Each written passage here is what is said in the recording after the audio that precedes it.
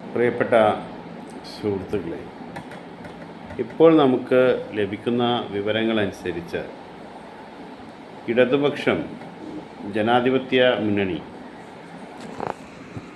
ഈ തെരഞ്ഞെടുപ്പിൽ വിജയിക്കുന്നതിന് വേണ്ടി നടത്തുന്ന ശ്രമങ്ങളുടെ ഭാഗമായിട്ട് അവർ ഒരു 1-2 പേജുള്ള ഒരു പത്രം പ്രസിദ്ധീകരിക്കുന്നു.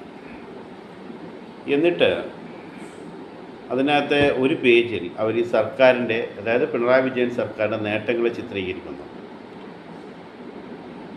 മറ്റൊരു പേജിൽ അവർ അതിന് തൊട്ട് മുമ്പ് അധികാരത്തിലിരുന്ന 2011-16 കാലഘട്ടത്തിലെ ഉമ്മൻചാണ്ടി സർക്കാരിൻ്റെ വീഴ്ചകളെ ചൂണ്ടിക്കാണിക്കുന്നു. ഇതാണ് പറയുന്നത്. ഇപ്പോൾ ഒരു കമ്പാരിസൺ ഒരുപക്ഷെ ഇത്തരമൊരു സന്ദർഭത്തിൽ നടത്താൻ ആവശ്യപ്പെടാവുന്നതാണ്. എങ്കിലും 15 വർഷങ്ങൾക്ക് മുമ്പ് അധികാരത്തിൽ വന്ന ഒരു ഗവൺമെൻറ് 5 വർഷക്കാലം ചെയ്ത കാര്യങ്ങളെ ഓർത്തുകൊണ്ടല്ല, മറിച്ച് 10 വർഷക്കാലം അധികാരത്തിലിരുന്ന സർക്കാരിൻ്റെ പ്രവർത്തനങ്ങളെ വിലയിരുത്തിക്കൊണ്ട് തന്നെയാണ് ജനങ്ങൾ വോട്ട് ചെയ്യേണ്ടത്. ഇതുമായി ബന്ധപ്പെട്ട് ഞാനിങ്ങനെ ചില വിഷയങ്ങൾ പരിശോധിക്കുകയായിരുന്നു. അപ്പോൾ പിണറായി വിജയൻ സർക്കാരിൻ്റെ, ഇപ്പം നമ്മൾ ഉമ്മൻചാണ്ടി സർക്കാരിൻ്റെ പരാജയങ്ങളെക്കുറിച്ച് ചർച്ച ചെയ്യുമ്പോൾ സ്വാഭാവികമായിട്ടും ചർച്ച ചെയ്യേണ്ട വിഷയമാണ് പിണറായി വിജയൻ സർക്കാരിൻ്റെ നേട്ടങ്ങളും അതിൻ്റെ പരാജയങ്ങളും. അപ്പോൾ ഇതിന് നമ്മൾ ഏതെങ്കിലും പ്രതിപക്ഷ പാർട്ടികളുടെ നേതാക്കൾ നടത്തിയ പ്രസ്താവനയെയോ അതല്ലെങ്കിൽ പ്രതിപക്ഷ പാർട്ടികളാൽ നയിക്കപ്പെടുന്ന ഏതെങ്കിലും മാധ്യമ സ്ഥാപനങ്ങളിൽ വന്ന റിപ്പോർട്ടോ പരിശോധിക്കാതെ CPIക്ക് തന്നെ ഈ ഗവൺമെൻറ്റിനെ കുറിച്ചുള്ള വിമർശനങ്ങൾ, അതേക്കുറിച്ച് വന്ന ഒരു വാർത്തയാണ് ഞാൻ വായിക്കുന്നത്. ന്യൂസ് മിനിറ്റിൽ നിന്നുള്ള വാർത്ത, 2021 നവംബർ 26 വന്ന വാർത്ത. എന്ന് പറഞ്ഞാൽ അത് ഈ സർക്കാർ, രണ്ടാം പിണറായി സർക്കാർ അധികാരത്തിൽ വന്നതിന് ശേഷമുള്ള വാർത്തയാണ്. അപ്പോൾ ഇത് എന്തിനടിസ്ഥാനമാക്കിയാണെന്ന് ചോദിച്ചാൽ, പാർട്ടി പത്രമായ ജനയുഗത്തിലാണ് CPI ചില വിഷയങ്ങൾ ഉന്നയിച്ചത്. അതിനെക്കുറിച്ചാണ് ഇവർ ഒരു റിപ്പോർട്ട് തയ്യാറാക്കിയിട്ടുള്ളത്, ന്യൂസ് മിനിറ്റ്. അത് ഞാൻ കുറച്ച് ഭാഗം വായിക്കാം. The Pinarayi Vijayan-led government in Kerala has come in for criticism from its second biggest ally. നമ്മളാരുമല്ല, അല്ലെങ്കിൽ UDFകാരല്ല, BJPക്കാരല്ല. ഈ വിമർശനം ഉന്നയിക്കുന്നത് ഭരണമുന്നണിയുടെ ഭാഗമായ CPI ആണ്. എന്താണ് പറയുന്നത്? On its party organ Janayugam, the CPI raised questions about the functioning of the Kerala police. ഇത് വളരെ പ്രധാനപ്പെട്ട വിഷയമാണ്. കാരണം ഞാൻ മനസ്സിലാക്കുന്നത്, ഒരു ഗവൺമെൻറ്റിൻ്റെ പ്രാഥമികമായ ഉത്തരവാദിത്വം എന്ന് പറഞ്ഞാൽ ജനങ്ങളുടെ ജീവനും സ്വത്തിനും സംരക്ഷണം നൽകുക എന്നുള്ളതാണ്. മെയിൻറ്റെയിനിങ് ലോ ആൻഡ് ഓർഡറാണ്. എന്ന് പറഞ്ഞാൽ ensuring the safety of the life and property of people. ജനങ്ങളുടെ ജീവനും സ്വത്തിനും സംരക്ഷണം നൽകുക എന്നുള്ളതാണ് പോലീസിൻ്റെ ഉത്തരവാദിത്വം. ആ പോലീസിൻ്റെ പ്രവർത്തനത്തെക്കുറിച്ച് തന്നെ ഭരണമുന്നണിയിലെ ഒരു ഘടകകക്ഷിക്ക്, അതും പ്രധാനപ്പെട്ട രണ്ടാമത്തെ കക്ഷിക്ക് ചില ചോദ്യങ്ങൾ ചോദിക്കാനുണ്ട് എന്ന് വന്നാൽ, അല്ലെങ്കിൽ വിമർശനം ഉന്നയിക്കാനുണ്ട് എന്ന് വന്നാൽ, പിന്നെ ഗവൺമെൻറ് എന്ത് ചെയ്തിട്ടും എന്ത് നല്ലത് ചെയ്തിട്ടും എന്താ കാര്യം? കാരണം ജനങ്ങൾക്ക് ഈ ഗവൺമെൻറ് നടത്തുന്ന ഗവൺമെൻറ് നടപ്പിലാക്കുന്ന പദ്ധതികളുടെ ഗുണഫലങ്ങൾ അനുഭവിക്കണമെങ്കിൽ ഫസ്റ്റ് ആൻഡ് ഫോർമോസ്റ്റ് എന്താ വേണ്ടത്? ഒരു സേഫ് എൻവയോൺമെൻറ്റിലൂടെ ജീവിക്കാൻ സാധിക്കണം. അപ്പോൾ മനുഷ്യന് ജീവനുണ്ടാവണം. അങ്ങനെ ജീവനുണ്ടാവുക, എന്നിട്ട് to be able to live peacefully, സമാധാനപൂർവ്വം ജീവിക്കാൻ സാധിക്കുക എന്നുള്ളതാണ്. അതില്ല എന്നുള്ളതാണ്. അപ്പോൾ എന്താണ് അവർ പറയുകയാണ്, Chief Minister Pinarayi Vijayan also handles the home portfolio, and in its editorial the CPI stated it was most unfortunate that those who are to take care of the society are not doing so, and has seriously affected the image of the left government in a very bad way. ജനങ്ങളെ സംരക്ഷിക്കേണ്ട, ഈ സമൂഹത്തെ സംരക്ഷിക്കേണ്ട ആളുകൾ അത് ചെയ്യുന്നില്ല എന്ന് home portfolio കൈകാര്യം ചെയ്യുന്നത് മുഖ്യമന്ത്രി തന്നെയാണെന്ന് പറഞ്ഞുകൊണ്ട് CPI ജനയുഗത്തിൽ പറയുകയാണ്. ജനയുഗത്തിൽ പറഞ്ഞു എന്നാണ് ന്യൂസ് മിനിറ്റ് പറയുന്നത്. ഏത് ജനയുഗത്തിൽ? അപ്പം ചില ആളുകൾ പറയും അങ്ങനെ ജനയുഗം പറഞ്ഞു എന്നൊക്കെ ഡൗട്ട് ഉണ്ടാവുമല്ലോ. അതുകൊണ്ട് അതിൻ്റെ തെളിവ് ഞാൻ പറയാം. 2021 നവംബർ 26 ഇത് പ്രസിദ്ധീകരിച്ചത്. എന്ന് പറഞ്ഞാൽ അതിന് തൊട്ട് മുമ്പുള്ള വെള്ളിയാഴ്ച ദിവസമാണ് നമ്മൾ നോക്കേണ്ടത്, അന്നത്തെ ജനയുഗം. ഓൺ ഫ്രൈഡേ എന്നാണ് ഇതിൽ വരുന്നത്. In its party organ Janayugom CPI raised questions. ബാക്കി ഞാൻ വായിച്ചാണല്ലോ നേരത്തെ. It cause recent instances. എന്തുകൊണ്ടാണ് ഇങ്ങനെ പറയുന്നത്? On the wrong foot in cases like fake antique dealer case where even the top officials were caught unawares. The editorial slams the police, slams the way a police official handled the complaint of a young law student, and the behavior of the official led to the suicide of the student who came under duress at her husband's house. The editorial mentions about the conduct of this very same police official in another case where he messed up the investigation in the suicide of another young housewife and gave a bizarre order asking the dead body to be brought to his house to prepare the inquest report. അതായത് മരണപ്പെട്ട ആളുടെ മൃതശരീരം police ഓഫീസറുടെ വീട്ടിലേക്ക് കൊണ്ടുചെല്ലണം inquest തയ്യാറാക്കാൻ. CPI expressed concerns that despite a probe conducted by a superior official into the doings of the police official which recommended suspension, nothing happened.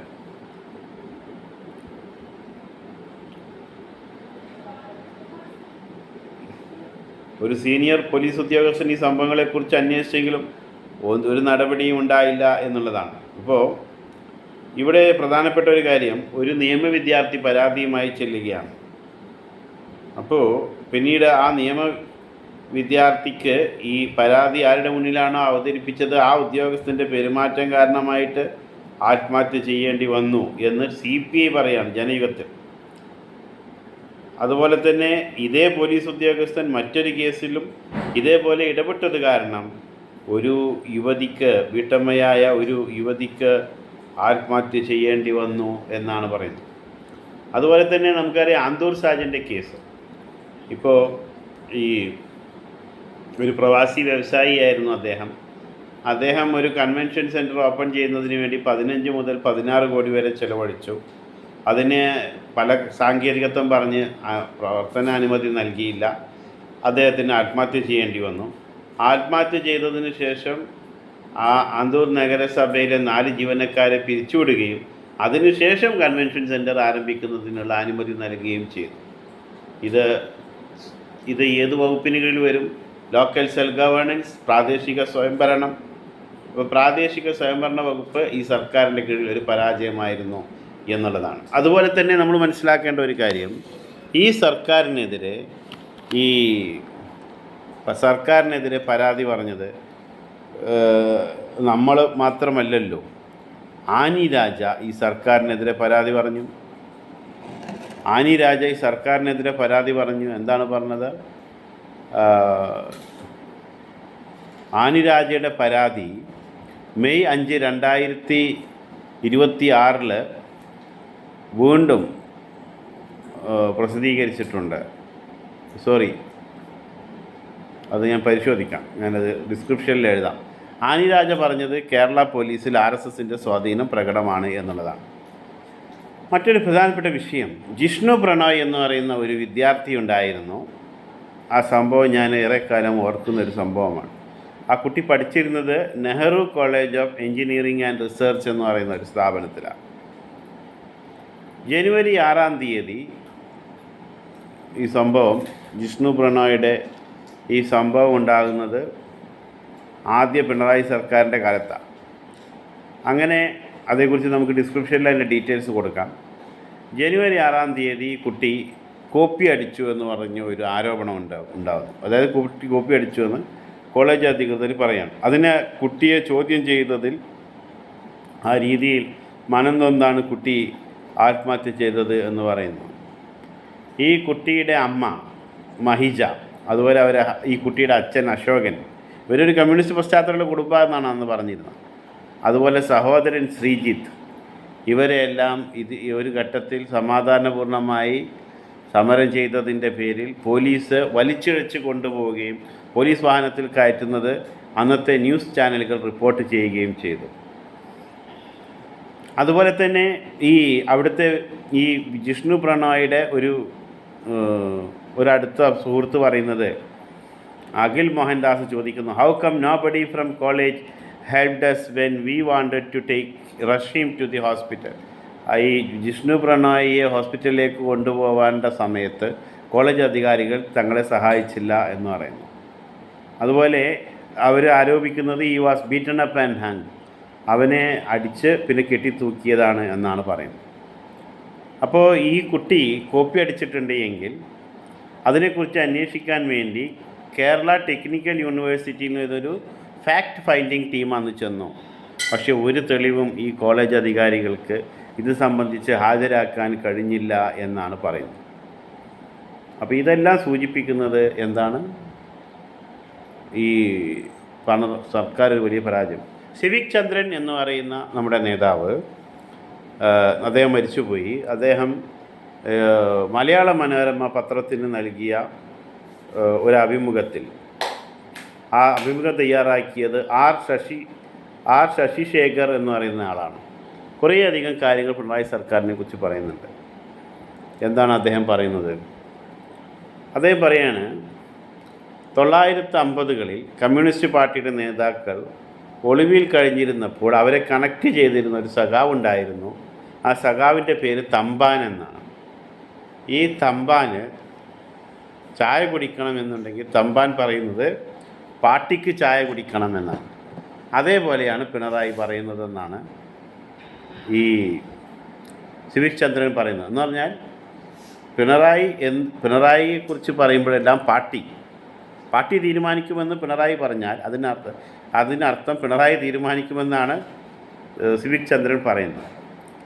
അതുപോലെ മന്ത്രിസഭയിൽ ഇപ്പോൾ ടൂറിസം, പൊതുമരാമത്ത് പോലെയുള്ള വകുപ്പുകൾ എങ്ങനെയാണ് ഒരു എക്സ്പീരിയൻസ് മുമ്പ് മന്ത്രിസഭയിൽ ഇരുന്നിട്ടുള്ള എക്സ്പീരിയൻസ് ഇല്ലാത്ത ഒരാളെ ഏൽപ്പിക്കുക എന്നൊക്കെ അദ്ദേഹം ചോദിച്ചു. അപ്പോൾ ചില ആളുകൾ ചോദിക്കും, VS മുഖ്യമന്ത്രി ആയപ്പോഴും മുമ്പ് അദ്ദേഹം ഒരു മന്ത്രിയുള്ള എക്സ്പീരിയൻസ് ഉണ്ടായിരുന്നില്ല.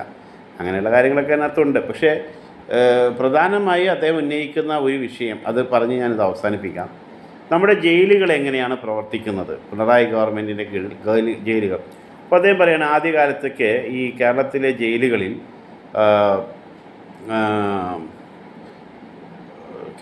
ജയിലുകളിൽ ഈ വലിയ കുറ്റവാളികൾ ആണ് പോലീസ് ഉദ്യോഗസ്ഥരുടെ സാന്നിധ്യത്തിൽ തന്നെ. അതിനെക്കുറിച്ച് ഇപ്പോൾ നമ്മളെ റിട്ടയർഡ് SP ജോർജ് ജോസഫൊക്കെ പറയുന്നത് കേട്ടിട്ടുണ്ട്. അങ്ങനെ ചില തടവ് പുള്ളികൾക്ക് ചില അധികാരങ്ങൾ, അല്ലെങ്കിൽ ചില ജയിലധികൃതർ ചെയ്യേണ്ട ചില ഉത്തരവാദിത്തങ്ങൾ ചില തടവ് പുള്ളികളുമായി ചേർന്ന് ചെയ്യാറുണ്ട്. അതിലിപ്പോൾ ഈ രാത്രി സമയത്ത് തടവ് പുള്ളികൾ ജയിലിൽ കയറിയ ശേഷം ആ റൂം അത് അടക്കുന്ന ജോലി അവിടുത്തെ കുറച്ച് ട്രസ്റ്റ് വർത്തി ആയിട്ടുള്ള ഒരു തടവ് പുള്ളിയെ ഏൽപ്പിക്കുന്നൊക്കെ ജോർജ് ജോസഫ് പറയുന്നത് കേട്ടിട്ടുണ്ട്. അപ്പോൾ ഏകദേശം അതുപോലെ ആയിരിക്കാം. ഇപ്പം അദ്ദേഹം പറയുന്നത് ഈ CPMൻ്റെ ഭാഗമായി നിൽക്കുന്ന രാഷ്ട്രീയ തടവുകാരുടെ നിയന്ത്രണത്തിലാണ് ഈ ജയിൽ പ്രവർത്തിക്കുന്നതെന്നാണ്.